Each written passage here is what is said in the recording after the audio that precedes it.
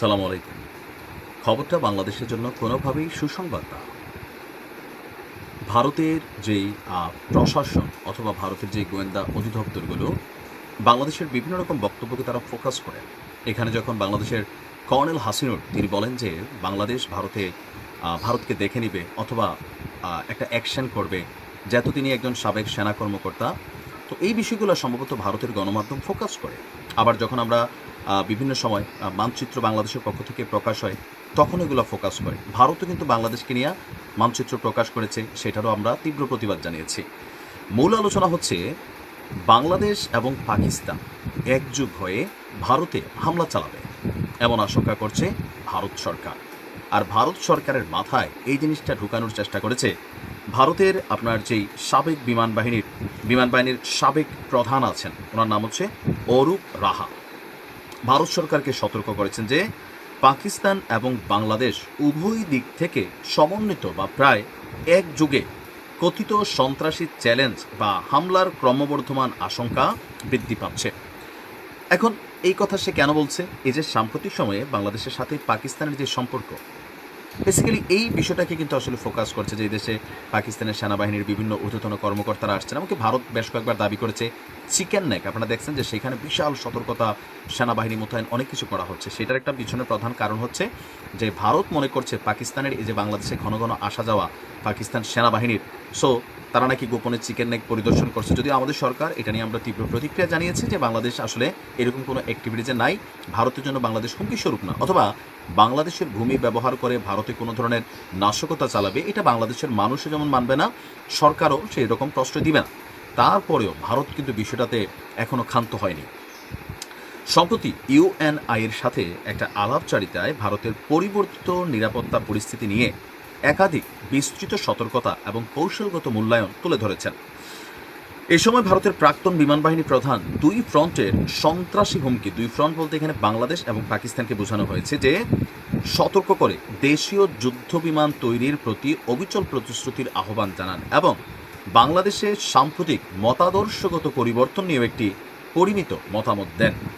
বলা হচ্ছে যে পাকিস্তান এবং বাংলাদেশ উভয় দিক থেকে একযোগে বা প্রায় একযোগে এই যে সন্ত্রাসী চ্যালেঞ্জ আসার ক্রমবর্ধমান সম্ভাবনার জন্য ভারতকে প্রস্তুত থাকতে হবে। সতর্ক করে বলেন দুই দিক থেকে সন্ত্রাসী আক্রমণের আশঙ্কা বাড়ছে এবং আমাদের নিজেদেরকেই সতর্ক থাকা উচিত। ভারতকে অস্থিরতার মরুভূমিতে একটি মরুদ্যান হিসাবে বর্ণনা করে এই রাহা দাবি করছেন দেশটির শক্তিশালী অর্থনীতি এবং স্থিতিশীল রাজনৈতিক ব্যবস্থা এই অঞ্চলের বেশিরভাগ অংশে বিরাজমান অস্থিরতার সম্পূর্ণ বিপরীত। এটা হচ্ছে ডাহা মিথ্যা কথা। সেখানে কি রাজনৈতিক স্থিতিশীলতা আছে? জীবনেও নয় ভাই। বিজেপি সারা ভারতকে অস্থিতিশীল করে তুলছে। আর আমার ধারণা বিমান বাহিনীর সাবেক প্রধান সম্ভবত বিজেপি সাপোর্টার। বিজেপির যত নেতা মন্ত্রী এমপি আছে এরা সারাদিন বাংলাদেশকে কুচাই ফেলবে, ডলাই ফেলবে, ডাবাই ফেলবে, বাংলাদেশেদেরকে এই করবে সেই করবে, মানে এদের রাজনৈতিক বক্তব্যে এগুলো ছাড়ার কোনো বক্তব্য নাই। দিনরাত এগুলাই গবেষণা করে। এই অংশটা শুনেই মনে হচ্ছে যে বিজেপির সাপোর্টার। এরপর বলছে যে পাকিস্তান সমর্থিত সন্ত্রাসী গোষ্ঠীগুলি একটি অব্যাহতি হুমকি। শেখ হাসিনা সরকারের পতনের পর বাংলাদেশও মতাদর্শগত বিচ্যুতির উদ্বেগজনক লক্ষণ দেখা যাচ্ছে। অর্থাৎ বাংলাদেশের সম্প্রতি মৌলবাদের দিকে রাজনৈতিক যে উত্থান বা ঝোঁক এটার সাথে যুক্ত। তবে তার আত্মবিশ্বাস যে এই প্রবণতা হবে অস্থায়ী। বাংলাদেশের মানুষ প্রকৃতিগতভাবে ধর্মনিরপেক্ষ এবং শান্তিকামী, ফলস্বরূপ মৌলবাদের দিকে এই গতিপথ স্বল্পস্থায়ী হবে। এটা সত্যি। এটা বাবা তুমি সত্যি বলছো যে বাংলাদেশের মানুষ শান্তিকামী। আমরা এখানে মৌলবাদ অথবা ধরেন কি বলো যে মৌলবাদ বলতে যদি মনে হয় যে একজন মুসলিম 5 ওয়াক্ত নামাজ পড়বে, রোজা রাখবে, ধর্মকে মানবে, এটাকে মৌলবাদ বললে এটা হচ্ছে ভিন্ন রকম। আর একটা আছে যে সন্ত্রাসীগত যেই মানে এথিক্সগুলা মাথার মধ্যে থাকে বা স্লিপিং সেল থাকে, এদিকে বাংলাদেশে হয়তো 0.1% মানুষ আছে যারা ভারতে হয়তো নানান ধরনের অ্যাক্টিভিটিস চালাতে চায়। আবার 0.1% মানুষ আছে যারা পাকিস্তানে গিয়ে পারলে পাকিস্তানে উড়াইতে চায়। এই সংখ্যাটা খুবই লিমিটেড, এমনকি সরকার সবসময় এগুলোর ব্যাপারে কিন্তু সচেতন ছিল।